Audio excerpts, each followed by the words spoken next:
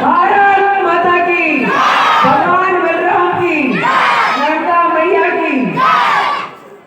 यहाँ पर उपस्थित बाहर से आए हुए गणमान्य अतिथिगण, गांव के सभी महानुभाव, वरिष्ठ, यहाँ पर उपस्थित समस्त मातृशक्ति, आपके चरणों में मैं आदित्य चौधरी अपना सादर प्रणाम निवेदित करता हूँ। बहुत अच्छे, एक बार जोरदार तालियां आदित्य के लिए। मेरा उद्बोधन आज चाचा जी ने क्योंकि बोला कि जो विषय है मेरा आज का मेरा विषय है कि वर्तमान परिदृश्य में राम कथा या रामायण की जो प्रासंगिकता है उस पे आज चाचा जी ने करने के लिए प्रस्तुत किया है। तो सबसे पहले तो मैं आप ही लोगों से कुछ प्रश्न करना चाहूंगा और वो प्रश्न प्रभु श्री राम और रावण इन दोनों की तुलना से रिलेटेड है। तो आप ही बताइएगा कि यदि प्रभु श्री राम और रावण में तुलना की जाए तो बुद्धिमान ज्यादा कौन था? कौन था भैया बुद्धिमान? रावण। कौन था? जोर से बोलो, कौन था? चलिए, तो रावण के समर्थन में ज्यादा आवाज उठी है, तो बुद्धिमान ज्यादा रावण था। रावण बड़ा पंडित था, बड़ा ज्ञानी और विद्वान व्यक्ति था। यदि बड़े धनवान की बात करें तो धनवान बड़ा कौन था? रावण। कौन था भैया?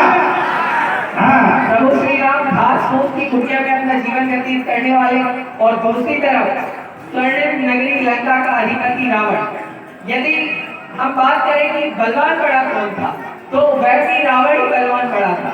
क्यों? क्योंकि वह कहता था कि मेरी इन बड़ी भुजाओं ने कैलाश पहाड़ उठाया है, यम इंद्र कुबेर मंडल एक बार फैलाया है। सूर्य देव संकेतों पर पूरब से पश्चिम जाता है, मेरे ही आदेशों पर पवन देव गर्माता है, ठंडाता है। तो देखिए आप उसकी शक्ति का अंदाजा लगाइए कि कितना ज्यादा बलवान है। और प्रभु श्री राम तो साधारण व्यक्ति थे। रावण की बात करें तो प्रभु श्री शिव शंकर से चंद्रहास से खड़ा करने वरदान में पाई थी। यदि राजनीतिक शक्ति की बात करें तो किसके पास ज्यादा था? रावण के पास ज्यादा था। वो कहता था कि मुझसा पंडित मुझसा ही होता, जग में कोई और न दूजा है, अपने शीशों को काट काट शंकर को मैंने पूजा है। अब देखिए आप इतने बड़े भक्त तो भगवान राम की नहीं थी। तो प्रश्न ये उठता है कि इतनी सारी श्रेष्ठता होने के बावजूद प्रभु श्री राम में ऐसी क्या चीज थी जिसके कारण रावण की ये सारी श्रेष्ठता धरी रही है? तो सोचो, कृपया अगर आप सोच के बता सकते हैं कि ऐसी क्या चीज हो सकती है तो वह चीज थी, हाँ, एक हाथ उठा है। भगवान श्री राम को अहंकार का ज्ञान था और रावण को ज्ञान का अहंकार। बिल्कुल सही बात। एक बार जोरदार तालियां भैया के लिए। क्या बात है? यदि सकल लोग को मैं उसे कुछ छोटे शब्दों में कहूँ तो रावण इसीलिए हारा और प्रभु श्री राम इसीलिए जीते। वो एक ऐसी चीज थी, वो था श्री राम का चरित्र। क्या बात है? जोरदार तालियां। तो अब प्रश्न ये उठता है कि चरित्र निर्माण होता कैसे? तो चरित्र निर्मित होता है संस्कारों से। यदि प्रभु श्री राम के केस में यदि हम बात करें तो उनके संस्कारों का निर्माण, उनके चरित्र का निर्माण जो हुआ था वो ऋषि विश्वामित्र, ऋषि वशिष्ठ जैसे आदि गुरुओं के सानिध्य में हुआ था।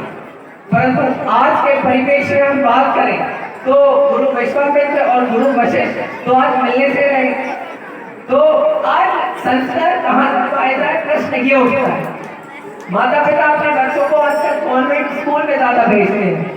तो यदि वो माता पिता जो अपने बच्चों को कॉन्वेंट स्कूल में भेज रहे हैं, यदि वो इस भ्रम में है कि हमारा बच्चा स्कूल में जाकर संस्कार पाएगा, कुछ अच्छी शिक्षा पाएगा, धर्म की शिक्षा पाएगा, तो साहब मैं आपसे एक बात कहना चाहूंगा कि आप मिथ्या में अपना जीवन व्यतीत कर रहे हैं। कृपया कर वास्तविकता में निकल कर आइए। स्कूल, कॉन्वेंट स्कूलों में ऐसा कतई नहीं होने वाला। यदि आपको अपने बच्चों में संस्कारों का प्रस्फुटन और संस्कारों का संचार करना है तो उसकी शुरुआत आपके घर से ही है।